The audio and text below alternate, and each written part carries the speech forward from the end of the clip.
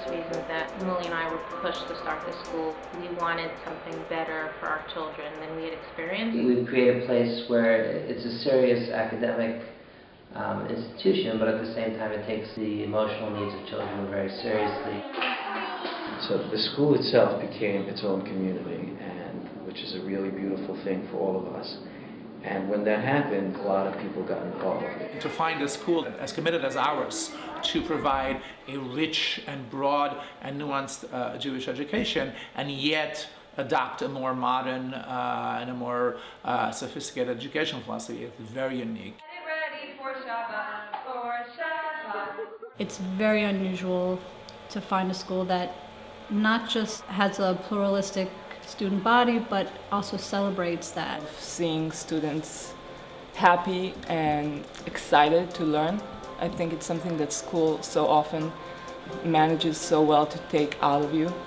So I would walk into class and kids would come to me and say, "Can I do Hebrew today? Can I do Hebrew today?" And that's really great. At the beginning of the year, we teach the children that this is their classroom, not ours, and that they need to take responsibility for the material, how they take it out, how they put it away. And that's why the classroom, there could be many things going on. You walk into a room, there's 17 kids, ages 2.5 to 4.5, and the fact is they're all sitting down and self-motivated to learn and do activities.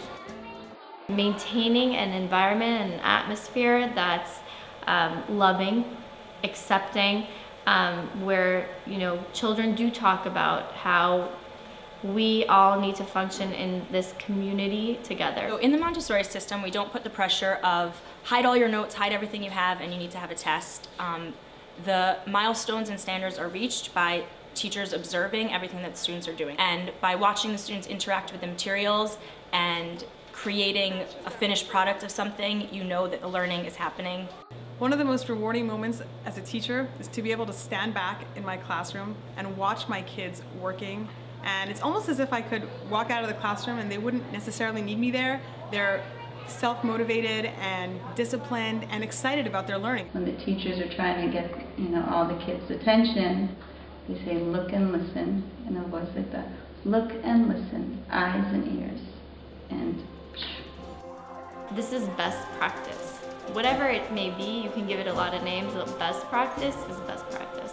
And this school is best practice. The new trend in education is precisely the kind of education that we're giving our students, which is much more relaxed, much more laid back. The students are not coming into the school with a sense that they are going to bifurcate their lives. Oh, this is my school life.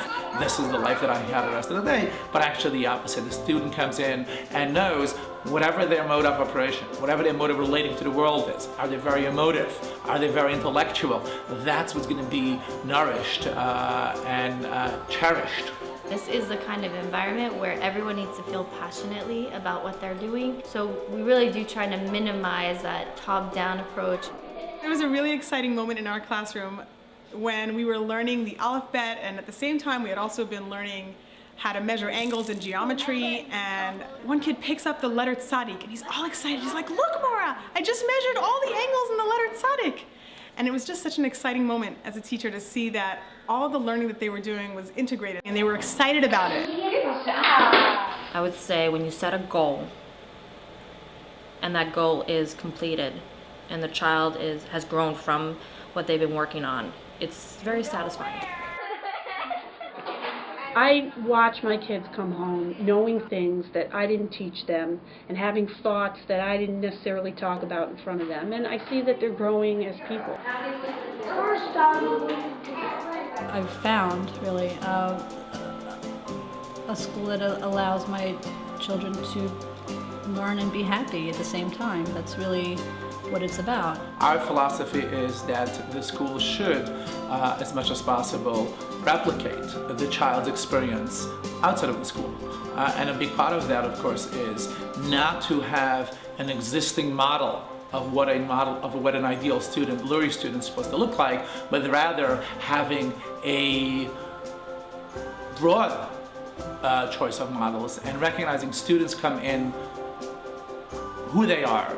And our goal is to make them graduate exactly the same way with greater opportunities to actualize who they are, how they think, how they relate to the world, how they relate to others, and how they relate to themselves. The first few years of the school were not only very challenging, but also very, there was always the question of, were we really going to succeed? Would we become the dynamic elementary school that we had dreamed of becoming? I can now say that we've reached critical mass. We're here to stay. That's definite.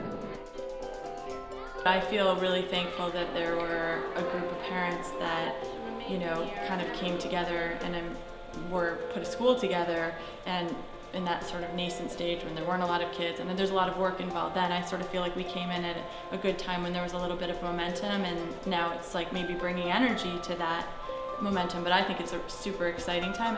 What I like about right now the school is that there's so many parents who believe in the same aspect, that this is a great community and it needs a great school, that there's a real pioneer feel to the school.